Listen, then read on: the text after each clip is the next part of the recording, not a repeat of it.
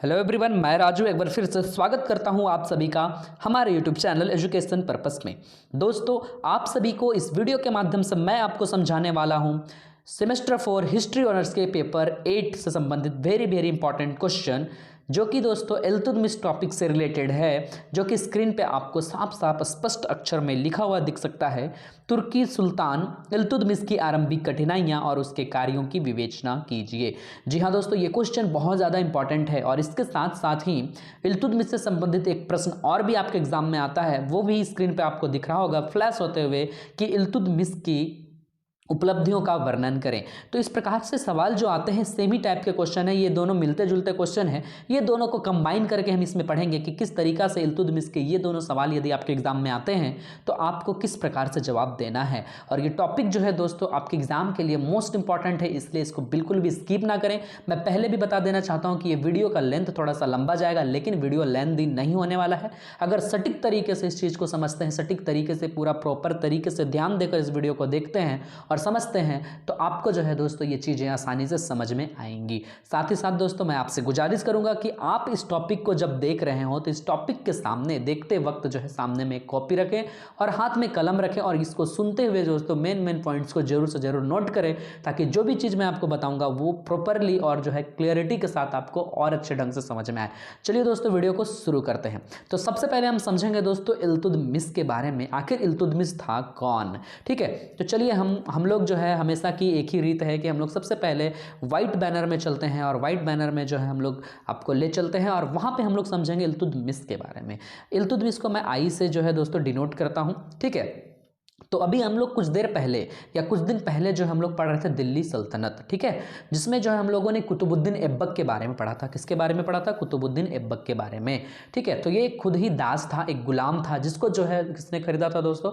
मोहम्मद गौरी के द्वारा खरीदा गया था। ठीक है, तो कुतुबुद्दीन ऐबक जो है एक प्रकार से एक गुलाम था और गुलाम वंश की जो है स्थापना इसने की थी। तो दिल्ली सल्तनत में जो है दोस्तों और कौन कौन से शासक आते गए, मतलब दिल्ली सल्तनत के गुलाम वंश के अंतर्गत, ठीक है, कौन कौन से शासक आते गए, तो सबसे पहला शासक जो है कुतुबुद्दीन ऐबक बनता है और ठीक कुतुबुद्दीन ऐबक के बाद इल्तुतमिश यहाँ का शासक बनता है। कौन बनता है?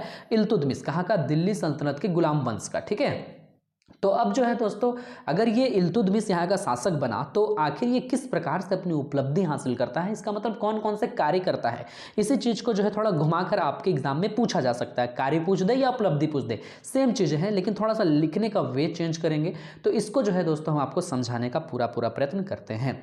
तो इल्तुतमिश कौन था दोस्तों? इल्तुतमिश एक इलबारी तुर्क था। ठीक है, यानी कि ये जो है एक इलबारी तुर्क परिवार में जन्म लिया हुआ व्यक्ति था। कौन से परिवार में? तुर्क परिवार में। ठीक है, तो बचपन से ये बहुत ही अच्छा व्यक्ति था, प्रतिभाशाली था, प्रतिभावान था, जैसा कि कुतुबुद्दीन ऐबक था। ठीक है, और छोटी सी आयु में जो है इसके भाइयों ने इसे बेच दिया था। जिस तरीका से कुतुबुद्दीन को बेचा गया था ना निसापुर के बाजार में, फिर वहां से गजनी के बाजार में, फिर वहां से जो है इसको मोहम्मद गौरी ने खरीदा था। ठीक है, तो इस तरीका से इल्तुतमिश को भी क्या किया गया था, इसके छोटे छोटे भाई हैं, जब ये छोटी उम्र में था तो जैसे जैसे ये बड़ा हुआ तो इसके कुछ बड़े भाई जो थे उन्होंने क्या किया था, इसको एक बाजार में बेच दिया था एक व्यापारी के हाथों। ठीक है, मतलब एक व्यापारी के पास बेच दिया था और जिसका नाम था जमालुद्दीन। याद रखिएगा दोस्तों, जमालुद्दीन, ये बहुत इंपॉर्टेंट टर्म है। ठीक है, तो ये जमालुद्दीन नामक एक व्यापारी के पास जो ही लोगों ने बेच दिया, वो एक दास व्यापारी था। ठीक है, तो फिर क्या करता है कि उसी जमालुद्दीन के पास से गजनी में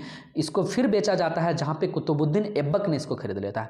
वही गजनी का बाजार जहाँ पे कुतुबुद्दीन ऐबक को बेचा गया था, कुतुबुद्दीन को खरीदा गया था, और उसी गजनी के बाजार में कुतुबुद्दीन ने इल्तुतमिश को खरीद लेता है। ऐसा क्यों होता है? क्योंकि इल्तुतमिश जो बहुत ही अच्छा एक प्रतिभाशाली व्यक्ति था, प्रतिभाशाली बच्चा था कह सकते हैं उस समय में, और जिससे कुतुबुद्दीन ऐबक प्रभावित होकर इसको खरीदता है।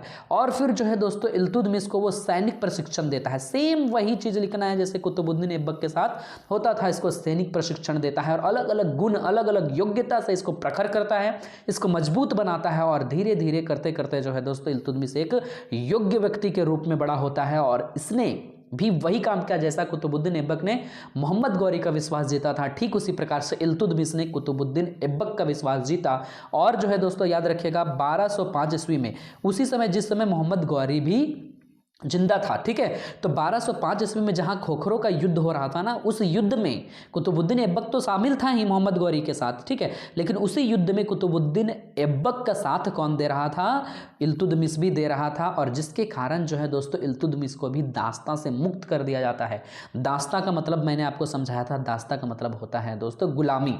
तो उस गुलामी से मोहम्मद गौरी ने उसको मुक्त कर दिया, और लास्ट में जो है दोस्तों ये अलग अलग जगह पर विजय हासिल करने में इल्तुतमिश ने भी साथ दिया। किसका? कुतुबुद्दीन ऐबक का। कहने का मतलब उस समय मोहम्मद गौरी भी था जिसमें कुतुबुद्दीन ऐबक ने इसको खरीदा था, लेकिन शासक कब बनेगा?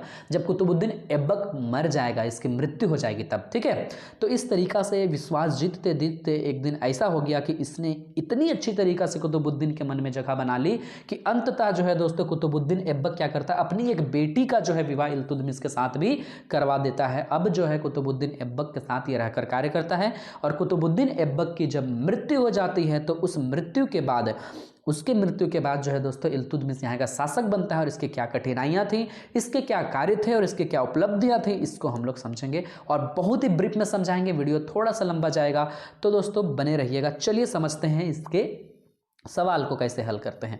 तो सबसे पहले तो मैं आपको बता देना चाहता हूं दोस्तों, ये मेरे हैंड रिटन नोट से, खुद के लिखे हुए नोट से अलग अलग जगह से लेकर जो है इस नोट्स को बनाया गया है।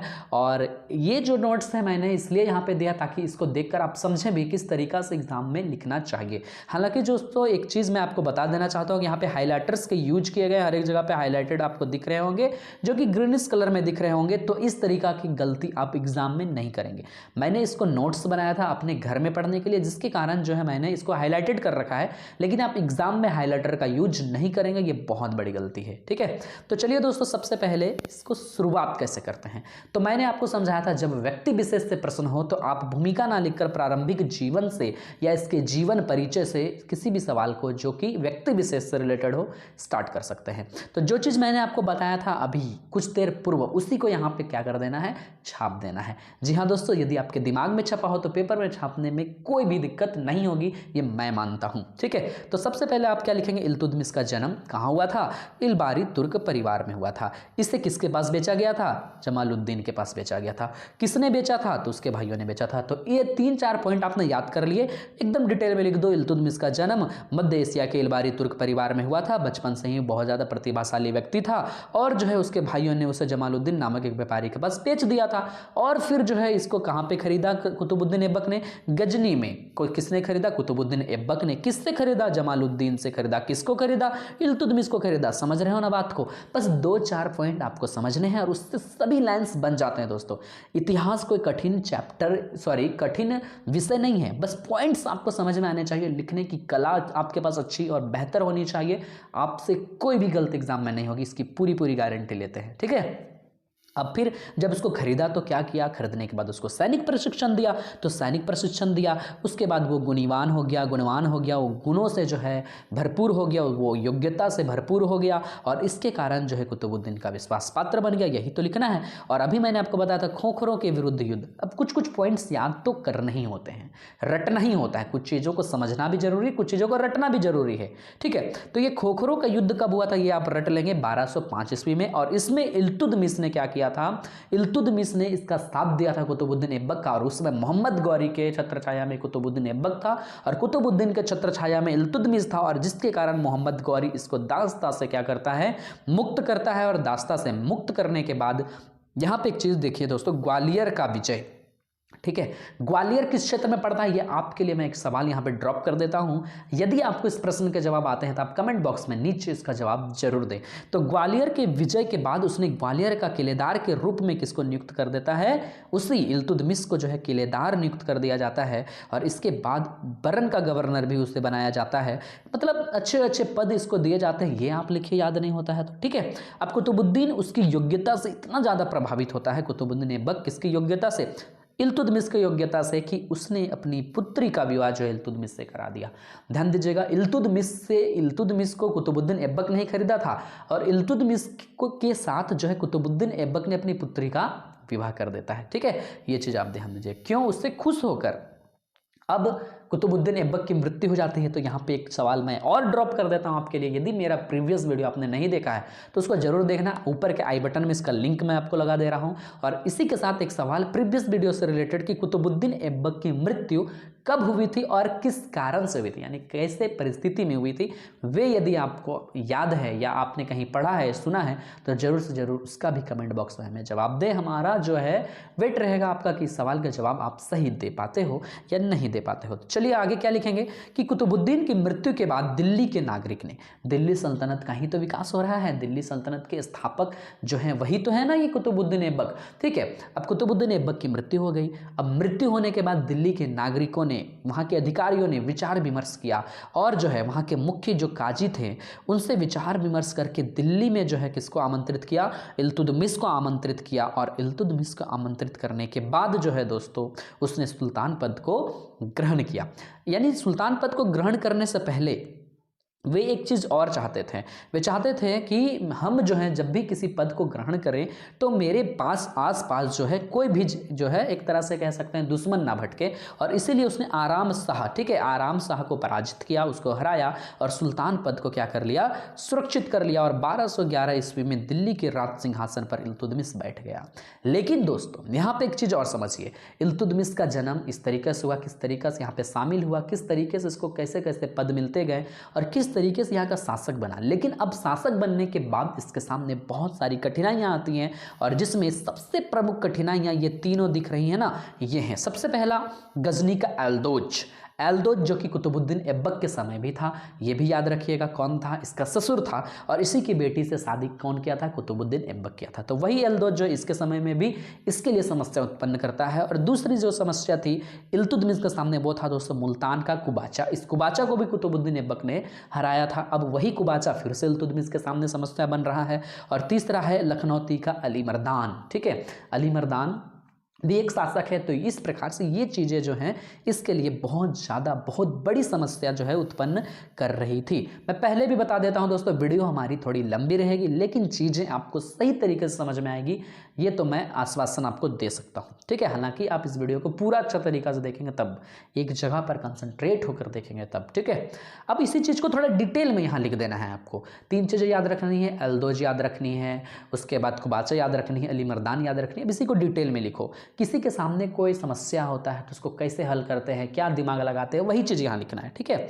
मेरे खुद के हैंड रिटन नोट से राइटिंग पे मत जाना दोस्त, ठीक है। राइटिंग जो भी है मेरे लिए बेहतर, मैंने उस दिन भी समझाया था कि कॉपी कैसे लिखते हैं। ऊपर इसका भी मैं लास्ट में, इस वीडियो के लास्ट में एक वीडियो का बैनर लगा दूंगा, उस वीडियो को टैप करके आप देख सकते हैं। राइटिंग बेस्ट होनी चाहिए, अच्छी बात है एग्जाम में नंबर लेने के लिए, लेकिन राइटिंग समझ में आनी चाहिए, ऐसी भी होनी चाहिए। तो मेरी राइटिंग समझ में तो आ रही है ना आपको, बस काफ़ी है, ठीक है। अब चुनौती के रूप में उसके सामने जो है ये 3 समस्याएं खड़ी थी, वो आप आगे लिखिएगा, ठीक है। यहाँ पे जो लिखा हुआ उसको मैं समझा देता हूँ, ठीक है। आपको लिखना क्या है, चुनौती के सामने उसके सामने 3 समस्याएं थी और अब इसके पास समस्या थी तो इसके पास 2 ही रास्ते थे। सबसे पहला रास्ता कि ये इनसे क्या कर सकता था, या तो लड़ सकता था, एक सेकंड दोस्तों, ये क्या कर सकता था, इनसे तो लड़ सकता था या फिर इनसे जो है बच बचा कर क्या करता, भाग जाता। कहने का मतलब है कि ये चाह सकता था कि हम लड़ें या तो छोड़ें। यदि ये छोड़ता तो सारे जो एक तरह से सारे लोगों ने मिलकर इसको शासक बनाया था तो ये गलत साबित हो जाता। तो इसके पास केवल एक ही रास्ता सिंपल सा बच रहा था, ये इनके साथ क्या करे, लड़ाई करे। लेकिन जो है दोस्तों अगर ये लड़ाई करता तो वो भी उतना सरल नहीं था, आसान नहीं था। तो इस प्रकार से यदि हम कहें तो उसे अपनी स्थिति को मजबूत बनाने के लिए, उसे अपनी स्थिति को सुदृढ़ बनाने के लिए दूरदर्शिता का परिचय देना था और इसी काम को वो करता है। और दूरदर्शिता का परिचय देते हुए दिल्ली सल्तनत की स्थिति को सुदृढ़ बनाता है। और बादशाह बनने के बाद भी इसकी स्थिति उतनी अच्छी नहीं थी, लेकिन ये दिमाग लगाता है कि हमारे पास परेशानियां कहाँ से आ रही हैं, किस प्रकार से आ रही हैं। और इसी कारण से बाहरी खतरों से क्या करता है, ये सामना करने के अलावा उसे खुद की बादशाहत की स्थिति को मजबूती प्रदान करना था, ये इसका परम लक्ष्य बना। और साथ ही साथ दोस्तों एक चीज़ और देखा जाए तो हम कह सकते हैं कि मूल रूप से तो वो क्या था, गुलाम था, ठीक है, गुलाम ही तो था। और गुलाम जो है, कुरान का एक नियम है, गुलाम शासक नहीं बन सकता है, ठीक है।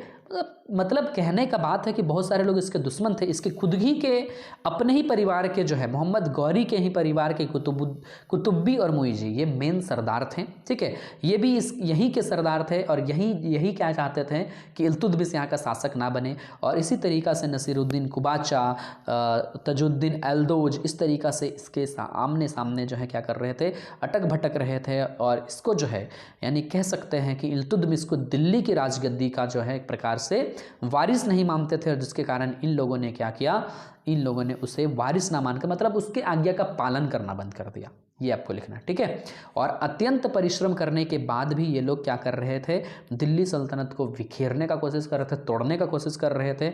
यानी एक प्रकार से कह सकते हैं कि सुल्तान था इल्तुतमिश, लेकिन ये लोग इसका बात नहीं मानते थे, तो वो एक नाम मात्र का सुल्तान रह गया था और ये उसकी समस्याएं थी। बस उसी चीज़ को आप डिटेल में यहाँ लिखिएगा, ठीक है। अब यहाँ पे समझते हैं इल्तुतमिश ने इस सभी परेशानियों से मतलब इन सभी परेशानियों से निपटारा के लिए क्या किया। तो यहाँ पे एक पॉइंट बनाइएगा, इल्तुतमिश ने समस्याओं के निराकरण हेतु निम्न कार्य किए। तो चलिए समझते हैं इल्तुतमिश के कार्य। यदि आपके एग्जाम में उपलब्धि आता है तो ये भी आप उसमें क्या करेंगे, ऐड करेंगे। आपका नंबर कहीं से भी नहीं कटने वाला है, ठीक है। तो यहाँ पे आप इसको थोड़ा सा एक दो पॉइंट में इंट्रो टाइप से बना ले कि इल्तुतमिश की स्थिति इतनी भी सशक्त नहीं थी कि वह इन सभी समस्याओं को एक साथ सामना कर सके, अतः उसने सैनिक उपायों के स्थान पर उसने कूटनीति का सहारा लिया। तो यहाँ पे कूटनीति वर्ड याद रखिए और फिर इसको डिटेल में लिख दीजिए कि इल्तुतमिश ऐसी स्थिति में नहीं था जिससे वो डायरेक्ट जो है इससे लड़ सके या अपनी सेना के द्वारा अपने सैनिकों को इकट्ठा करे और दूसरे से जो है क्या कर दे, भिड़ंत करवा दे। इसलिए वो क्या करता है, कूटनीति का सहारा लेते हुए आगे बढ़ता है और अपने भविष्य के लिए क्या करता है, दिल्ली सल्तनत की गद्दी को संभालता है और इसको दिल्ली सल्तनत का विनाश होने से, विघटन होने से रोकता है। सिंपल सी बात है, ठीक है। तो इसमें सबसे पहला पॉइंट जो आप बनाएंगे वो है दोस्तों 40 गुलाम सरदारों के गुट का संगठन। अब यहाँ पे आपका काम है कि आप पेन लेंगे और पेन के साथ ये पॉइंट को नोट करेंगे। पॉइंट एकदम सीरियल वाइज मैंने यहाँ पे लिखा है, एकदम सही तरीके से समझ में आएंगे। बहुत लंबा वीडियो होने वाला है जो कि आप देख सकते हैं, अभी भी आपका 8 से 7 पेज बचे हुए हैं, ठीक है। तो 40 गुलाम सरदारों के गुट का संगठन, यानी कि इसने जो है गुलाम सरदारों को मिलाकर, यानी कितने लोगों को, 40 लोगों को मिलाकर एक ग्रुप बनाया था। तो वो चीज़ यहाँ पे लिखी हुई है। इसका PDF जो है मैं तो आपको डिस्क्रिप्शन में दे ही दूंगा, मैं यहाँ पे समझा देता हूँ कि आपको लिखना क्या है, ठीक है। तो आप लिखेंगे दोस्तों कि उसने 40 गुलाम सरदारों का एक संगठन बनाया था और उन संगठन का काम था कि ये क्या करें, इसके मतलब राज्य में जो भी कार्य हो रहे हों या राज्य में जो भी चीज़ें हो रही हों, जो कि क्या करेंगे, राजा को यानी इल्तुतमिश को जो है बताएंगे। मतलब इल्तुतमिश के मंत्री के रूप में ये लोग काम करते थे और इसी सदस्य दल को कहा गया तुर्कान-ए-चहलगामी, ठीक है। तुर्कान-ए-चहलगानी के नाम से इसको जाना गया। कुछ लोगों ने इसे 40 अमीरों का दल भी कहा, कुछ लोगों ने इसे 40 मंडल भी कहा। और इस प्रकार से यहाँ पे एक प्रकार से कह सकते हैं कि इसने 40 गुलाम सरदारों का एक गठन बनाया था, संगठन बनाया था, जो कि राज्य चलाने के समय राज्य के सदस्यों के रूप में जो है मंत्री सदस्यों के रूप में यहाँ पे कार्य करते थे और शासन के अलग अलग कार्यों में किसका साथ देते थे, इल्तुतमिश का साथ देते थे। यानी कि कह सकते हैं कि इल्तुतमिश का साथ देना, और इल्तुतमिश ने इन्हें बड़े बड़े ऊंचे ऊंचे पद भी दिए थे ताकि ये लोग क्या करें, इल्तुतमिश के साथ मिलकर अच्छे तरीके से कार्य करें। तो आपको समझ में आ रहा है ना कि जब इन सरदारों ने मिलकर काम करना चालू किया, तो अभी मैंने आपको समझाया था ना, 2 सरदार जो कुतुब्बी और मुइज्जी, ठीक है, ये जो 2 सरदार थे इसी के परिवार के थे, उन पे जो है ये निर्भर रहता था। वो निर्भरता क्या हो गई, खत्म हो गई। यानी कि 40 मंडल जो बने, 40 मंडल तुर्कान-ए-चहलगानी या 40 अमीरों का जो दल बना, राज्य को चलाने का एक दल था, मंत्रियों की एक सदस्य थी जो राज्य के विविध कार्यों में इल्तुतमिश का साथ देती थी। क्लियर है, ये पॉइंट आप समझ गए तो इजिली आप और 4-5 लाइन इसमें बढ़ा सकते हैं, ठीक है। चलिए अगला पॉइंट आप बनाएंगे अमीर सदस्यों का दमन। अब बहुत सारे अमीर लोग भी इसका तो क्या कर रहे थे, विरोध कर रहे थे ना, कुछ बड़े लोग विरोध कर रहे थे। वही चीज को आपको यहाँ पे लिखना, वो पॉइंट आपको मैं समझा देता हूँ, PDF आपको डिस्क्रिप्शन बॉक्स में मिलेगा, ठीक है। ठीक है दोस्तों, अब यहाँ पे लिखना क्या है, सम्राट जब ये बन जाता है, जब यहाँ का राजा बन जाता है, तो इसके सामने कुतुब्बी और मुइज्जी सरदार भी क्या कर रहे थे, मुसीबत खड़ा कर रहे थे। और साथ ही साथ अमीर, कुछ अमीर लोग थे ना, बड़े बड़े अमीर लोग थे, वे लोग भी क्या कर रहे थे, इसके सम्राट बनने से नाखुश थे। तो इल्तुतमिश के सामने ये भी समस्या थी। तो इस समस्या के लिए क्या करता है, दिल्ली में जो है, दिल्ली के निकट जो है उनको हराता है, उनसे लड़ाई करता है और इस तरीका से दोबारा जो है उसके विरुद्ध जो है ये लोग अपना सिर उठाने का भी साहस नहीं करता। मतलब इनसे लड़ाई करता है, युद्ध करता है और उस युद्ध में जो है इनको हरा देता है। क्लियर। तो पहला पॉइंट 40 दल, दूसरा पॉइंट अमीर सरदारों का दमन, ठीक है। और तीसरा अब देखेंगे एल्दोज को कैसे हराता है, ठीक है दोस्तों। तो तीसरा पॉइंट देखेंगे एल्दोज का दमन करना। अभी ये समझाया था, एल्दोज कुतुबुद्दीन ऐबक का ससुर था, ठीक है। उसके पुत्र से कुतुबुद्दीन ऐबक ने क्या किया था, विवाह किया था, ठीक है। तो एल्दोज को ये कैसे हराता है? देखिए, अमीरों को हराया, तो अमीरों को हराने के बाद जो है इसकी स्थिति थोड़ी थोड़ी तो मजबूत होती चली गई, और जैसे जैसे इसकी स्थिति मजबूत होती चली गई, इसके सामने एक और समस्या आया, और वो समस्या थी दोस्तों एल्दोज। कौन था? एल्दोज। क्योंकि जिस समय इल्तुतमिश यहाँ का शासक बना था, इसका पूरा नाम था ताजुद्दीन एल्दोज, ठीक है। तो एल्दोज जो है इल्तुतमिश को गजनी साम्राज्य के अंतर्गत भारतीय प्रदेशों का शासक मानते हुए उसके लिए गजनी साम्राज्य के राज्य चिन्ह भिजवाए थे। इसको थोड़ा सा ध्यान से समझिए, क्या था? वो सोचता था कि गजनी साम्राज्य के अंदर जो भारतीय प्रदेश हैं वहां का शासक कौन है? इल्तुतमिश। मतलब इल्तुतमिश मेरे अंडर में कार्य कर रहा है। जिस साम्राज्य में मेरा हक है, मतलब एल्दोज का हक है, उसी साम्राज्य में इल्तुतमिश कार्य कर रहा है। तो इस प्रकार से कहा जाए तो एल्दोज जो है इल्तुतमिश का अपमान करना चाहता था कि तुम मेरे अंडर में काम कर रहे हो और मैं तुम्हें अपने अंडर का शासक मानता हूं। और इसी चीज के कारण इल्तुतमिश ने इसको ठुकरा दिया, क्योंकि ये चीज इल्तुतमिश के लिए अपमान की बात थी ना। अब आपका अपमान होगा, चाहे आपको मुकुट पहना ही क्यों ना दिया जा रहा हो, लेकिन आप मेरे अंडर में काम करोगे तो ये तो आपके लिए अपमान हुआ ना। आप एक सुल्तान हो, एक राजा हो, और हम कहेंगे कि ये घर मेरा और इस घर में जो तुम रह रहे हो तो तुम मेरे अंडर में रहो, तो आपको बुरा लगेगा ना।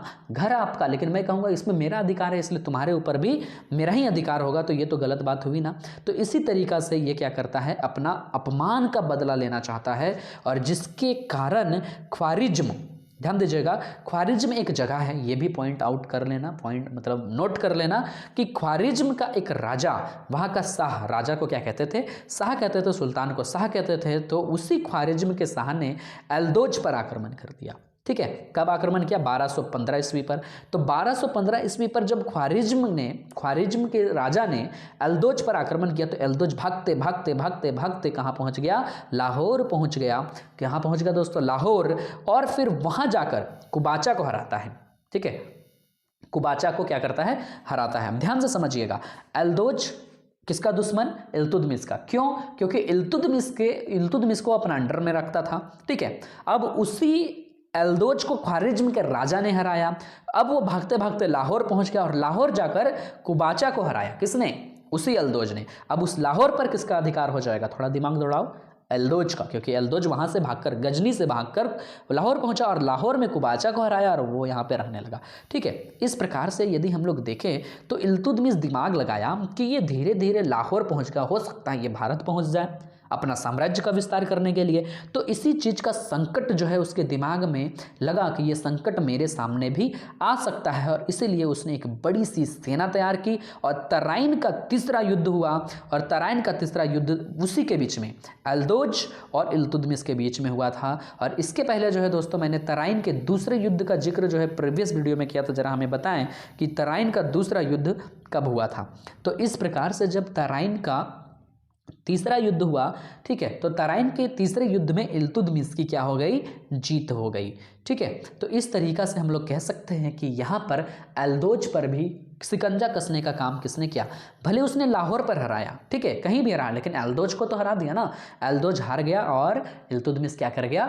जीत गया। ये तीसरा पॉइंट आपको समझ में आया कि एल्दोज से ये कैसे मुक्ति पाता है। चौथा पॉइंट समझते हैं, कुबाचा पर ये विजय कैसे करता है। अब कुबाचा भी तो इसके लिए ये था ना, क्या था? एक दुश्मन के रूप में था। तो कुबाचा को देख लेते हैं, कुबाचा को कैसे हराता है।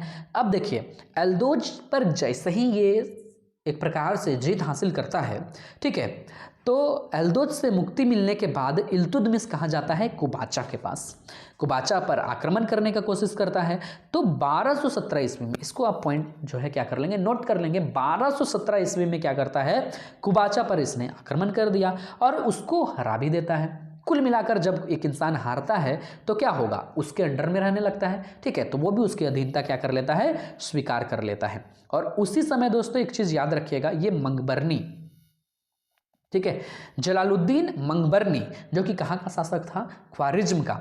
वही ख्वारिज्म का शासक जिसने किसको भगाया था? एल्दोज को भगाया था, ठीक है।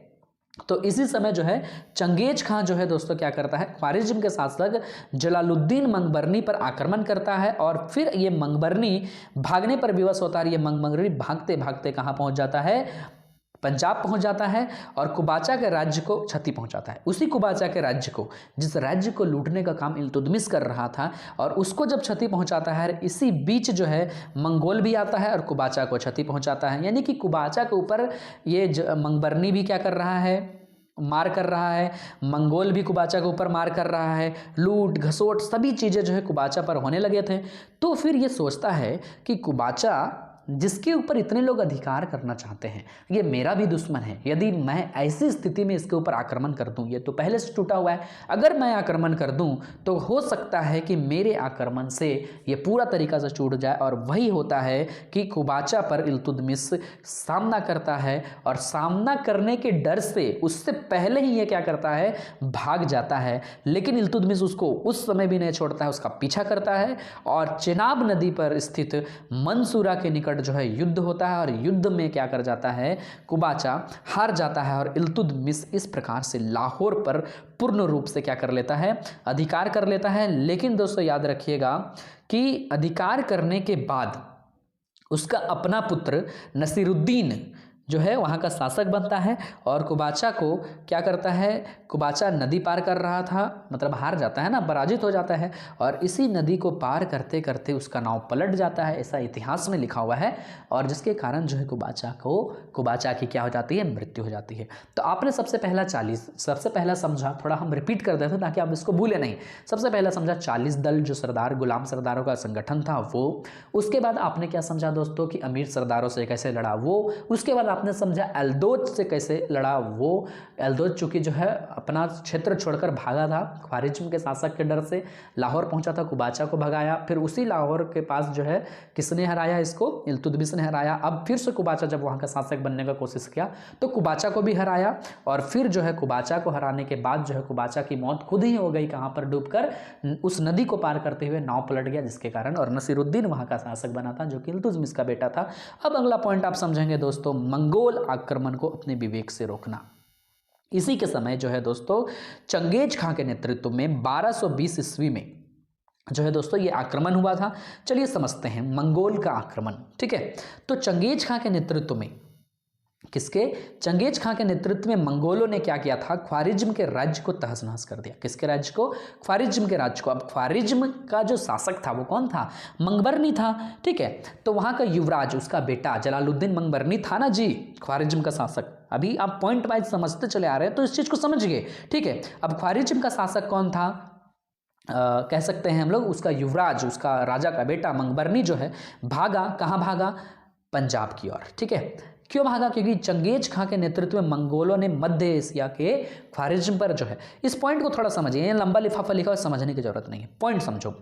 चंगेज खां के नेतृत्व में, ठीक है, किसके नेतृत्व, चंगेज खां के नेतृत्व में मंगोलों ने क्या किया था, इसके ऊपर जो है मंगबरनी के ऊपर, किसके ऊपर, मंगबरनी जो कि ख्वारिज्म था। ठीक है, तो ख्वारिज्म पर क्या करना चाहा, अधिकार करना चाहा, और ये मंगबरनी डर के मारे क्या करता है, पंजाब चला जाता है। ठीक है, अब पंजाब जाकर फिर से कुबाचा को क्या करता है, हराना चाहता है, क्योंकि पंजाब लाहौर वही क्षेत्र था, सटा सटा क्षेत्र था, जिसके कारण ये उसको भी लूटना चाहता है। अब जब वो देखता है कि मेरे ऊपर तो अधिकार करने वाला है कौन, चंगेज खां या मंगोल कह लो। ठीक है, तो वो इल्तुतमिश से सहायता मांगता है। कौन, मंगबरनी। यही मंगबरनी क्या करता है, इल्तुतमिश से सहायता मांगता है कि हे इल्तुतमिश, आप मुझे सैनिक सहायता दें, और मैं यदि जीत जाता हूं तो मैं आपका शरण जो है, मतलब शरण जो है स्पष्ट रूप से क्या कर लूंगा, एक्सेप्ट कर लूंगा, आपके शरण में रहूंगा। लेकिन ये जो इल्तुतमिश है वो अच्छी तरीका से जानता था, यदि मैं मंगबरनी का साथ देता हूं तो मंगोल मेरे दुश्मन बन जाएंगे, और फिर क्या करता है, मंगोल यदि मेरे दुश्मन बन जाएंगे तो मंगोल से भी मुझे क्या करना होगा, निपटना होगा, और उससे लड़ाई करनी होगी।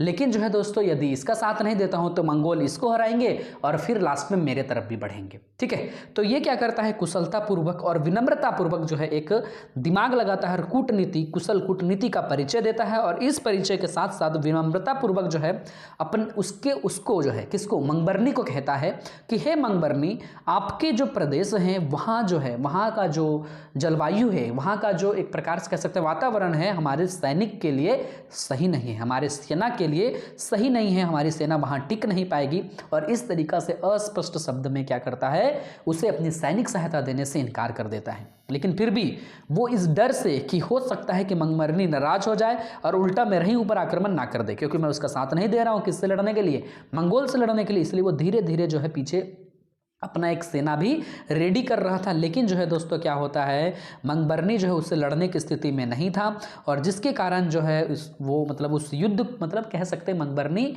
इस लड़ने की स्थिति में नहीं था, जिसके कारण वो वापस चला जाता है। और फिर कह सकते हैं 1224 में, ये याद रखिएगा, फारस लौट जाता है। कौन? इसी युद्ध को उचित ना समझते हुए लास्ट में जो है क्या किया जाता है, फारस लौट जाता है। और मंगबरनी के वापस लौटते हैं, जब मंगबरनी वापस लौटा तो भारत पर मंगोल का आक्रमण का भी भय समाप्त हो गया। ठीक है, क्योंकि वो मंगोल किसका आक्रमण करना चाहते थे, मंगबरनी के ऊपर। अब मंगबरनी यहाँ से भाग गया तो मंगोल भी उस उधर की ओर यू टर्न लेंगे ना, और इस तरीका से दूरदर्शिता का परिचय देते हुए इल्तुतमिश ने क्या किया, मंगोल्स के आक्रमण का जो डर था उसको भी दबा दिया, खत्म कर दिया। क्योंकि अगर ये मंगबरनी का साथ देता, ध्यान से समझो, तो ये मंगोल का भी क्या हो जाता, दुश्मन हो जाता। ठीक है, तो मंगोल का दुश्मन, तो मंगबरनी का साथ दिया तो मंगोल इसको भी मारता और इल्तुतमिश को भी मारता। इसलिए मंगबरनी का कुशलतापूर्वक जो है, विनम्रतापूर्वक दिमाग लगाया, बोला कि हमारा जो सेना है वो आपका साथ नहीं दे सकती है, क्योंकि आपका वातावरण वैसा है। तो फिर ये वापस भाग जाता है। ठीक है, अब जब ये वापस भाग जाता तो मंगोल जो है इसके तरफ भागेंगे। अब आगे क्या होता वो अलग की बातें हैं, लेकिन मंगोल के आक्रमण से ये अपना दिमाग लगा कर क्या कर जाता है, बच जाता है। ये इस पॉइंट में था। ठीक है, अगला पॉइंट आप बनाएंगे दोस्तों, जो 6th नंबर पॉइंट है, पंजाब पर अधिकार करना। देखिए, अब जो मंगबरनी है, जब मंगोल के भय से भागकर भारत आया था, जिस समय आया था यहाँ पे भारत पर आया था, ठीक है, मंगोलों से बचकर या उनके डर से जब भारत आया था तो पंजाब पर अधिकार कर लिया था, ये याद रखिएगा। ठीक है, मंगबरनी जब भारत से जाने लगा था तो यहाँ पे सैफुद्दीन नामक व्यक्ति को चुनकर गया था। कह सकते हैं कि मंगबरनी यहाँ तो आया, ठीक है, और मंगबरनी यहाँ पे भाग कर आया था मंगोल के डर से और पंजाब में रहा, और जब ये भारत से वापस गया, फारस, ठीक है, जब वापस गया तो यहाँ पे कुछ क्षेत्रों को जो ये लूटा था, तो पंजाब का एक नया शासक सैफुद्दीन को चुनकर गया था। और ये सैफुद्दीन क्या करता है, पंजाब के अलग अलग क्षेत्र में अलग अलग जगह पर शासन कर रहे खोखरों से दोस्ती कर लेता है। वही खोखरों से दोस्ती करता है जिन खोखरों को इल्तुतमिश ने हराया था या फिर इसके दुश्मन थे। तो एक प्रकार से कह सकते हैं कि यहाँ एक अव्यवस्था फैल गई और तुरंत जो है इल्तुतमिश ने एक सेना जो है तैयार की, शक्तिशाली सेना खड़ा की और इस स्थिति को सुधारने के लिए पंजाब भेजा। ठीक है, पंजाब पर मंगबरनी आया था, वापस चला गया, सैफुद्दीन को यहाँ रखा था और वही सैफुद्दीन खोखरों से दोस्ती कर लिया और इसी दोस्ती के कारण जो यहाँ अव्यवस्था फैल गई और इसी को हराने के लिए इल्तुतमिश ने अपनी सेना भेजी, उससे ज़्यादा बढ़कर यहाँ नहीं है। और फिर लास्ट में सेना ने खोखरों का दमन किया, हराया और पंजाब के अधिकतर भागों पर इसका अधिकार हो गया। क्लियर है। अगला है दोस्तों राजपूत राज्यों पर विजय प्राप्त करना। देखिए, अब जो है राजपूत के राज्यों पर कैसे विजय प्राप्त होगा, तो यहाँ पे कुछ चीज़ें हैं जिसको मैंने पॉइंट किया है थोड़ा हाइलाइटर से। आप हाइलाइटर का यूज एग्जाम में नहीं कीजिएगा, लेकिन इसको समझिए। सन 1206 ईस्वी के बाद तुर्की में जो है धीरे धीरे जो है शिथिलता पड़ने लगी, मतलब कमी आने लगी। और उसका एक कारण था राजपूत राज्य का स्वतंत्र होना, मतलब राजपूत के जो राज्य थे वो अपने आप में इंडिपेंडेंट हो गए थे। जैसे हम लोग कह सकते हैं कालिंजर के चंदेल, ग्वालियर के प्रतिहार, ये सब शासक थे वो राज्यों का विस्तार करने लगे थे, धीरे धीरे बढ़ने लगे थे। जैसे राजस्थान, रणथंबोर, जलोर के चौहान, ये सब धीरे धीरे जो अपनी शक्ति बढ़ाते जा रहे थे। और इस तरीका से इल्तुतमिश ने सोचा कि यदि इनकी शक्ति बढ़ती चली गई तो मेरा जो है अपना अस्तित्व कम हो जाएगा, राजपूत के राज्य का विस्तार होगा तो मेरा राज्य का विस्तार जो है रुक जाएगा। और इसी चीज से डर कर या उस चीज़ को जो है उस डर को जीतने के लिए क्या करता है, फिर से एक अभियान चालू करता है। कौन? इल्तुतमिश। कब?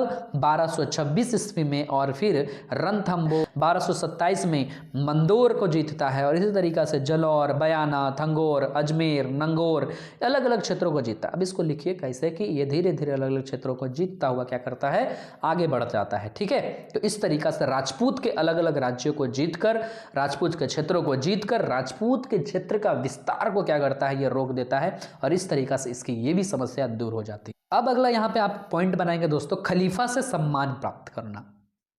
खलीफा, जो कि आप जान रहे होंगे, खलीफा एक पद था और इसी से क्या करना, सम्मान प्राप्त करना बहुत बड़ी योग्यता अपने आप में मानी जाती थी। तो इल्तुतमिश ने खलीफा से अपने राज्य को वैधानिक मान्यता भी प्रदान किया था। और इसके लिए बगदाद के खलीफा, एक नाम याद रख लो, अल इमाम मुस्तसिर बिल्लाह।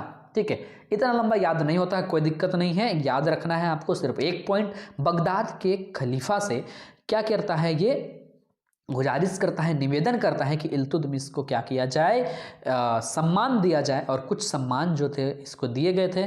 तो दिल्ली सल्तनत के सुल्तान के रूप में इसको घोषित किया बगदाद के खलीफा ने।